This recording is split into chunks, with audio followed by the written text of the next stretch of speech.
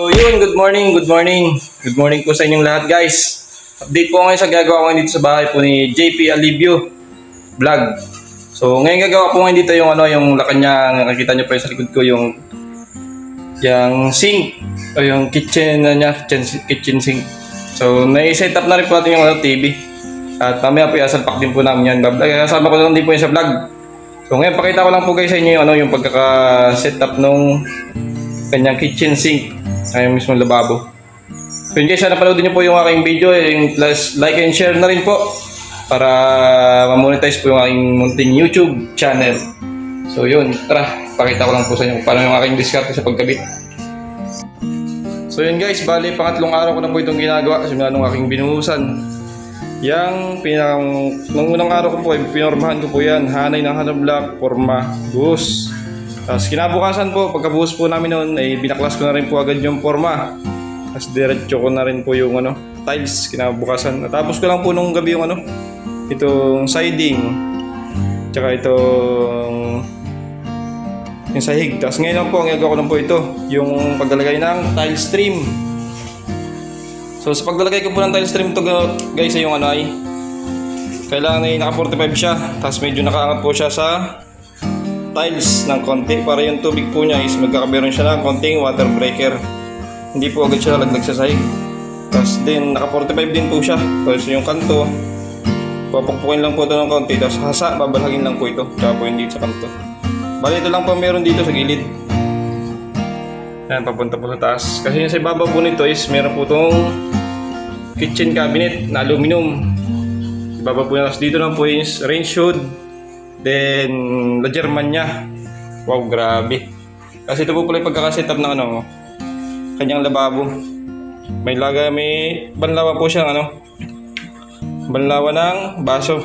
Tapos po yung kanyang gripo is adjustable. Pwede nyo po yung lipat-lipat. Tapos meron pa po yung extrang maliit na gripo. Tapos yung sabon po, ipindot ka lang po. Kakargahan lang po yung ilalim. Pakita ko po sa inyo guys yung ilalim kasi wala pa po itong abang para sa supply na ng tubig tsaka yung sa floor drain ng kitchen sink. Bali dito ko po susunod para ilagay yung lagay ng sabon. So bali po kami dito nagawa araw po ngayon ng Biyernes. Sama po ngayon dito sila Tatay Bisay. Pakita ko lang po guys yung pagkatapos ko ng pang siding na. Tiyatapos ko na po yung siding kasi hindi ko na po pinapakita kayo na nagawa ko na yung pagkabit ko ng tile trim. Tapos ito po, layout ko na itong tatabasin kong tiles. Nalagyan ko po siya ng tape kasi yung lapis po kulay itim siya, hindi ito kita. Kasi kung aluminum po papangguhit ko, diretso gas-gas na yung tiles. Maguguhitan po siya kaso permanent na. Kung magkamali po ako ng guhit, sayang po yung tiles, magkakameron agad ng gas-gas.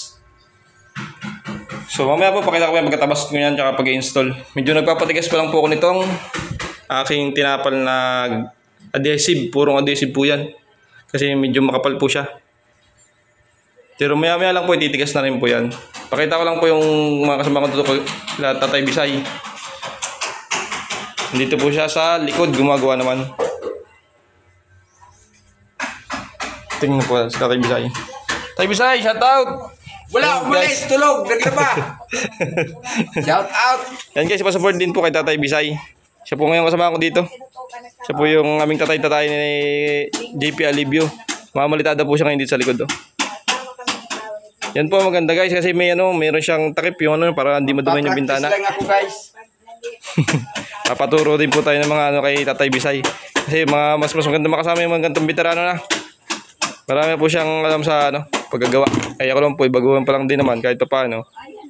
Mag-adjust. Hindi ako marunong ng lahat ha. Dahil hindi ako marunong magnakaw. Mayos kayo dyan. Wala nang po kung sinabi na tay. Na alam mo na lahat. Marunong lahat. Sabi mo alam lahat. Oh. Sabi ko magkapaturo lang po, hindi ko pa po alam. So yun guys, abangan nyo lang po yung aming gawa dito ng Tatay Bisay. Subscribe din po sa kanyang YouTube channel.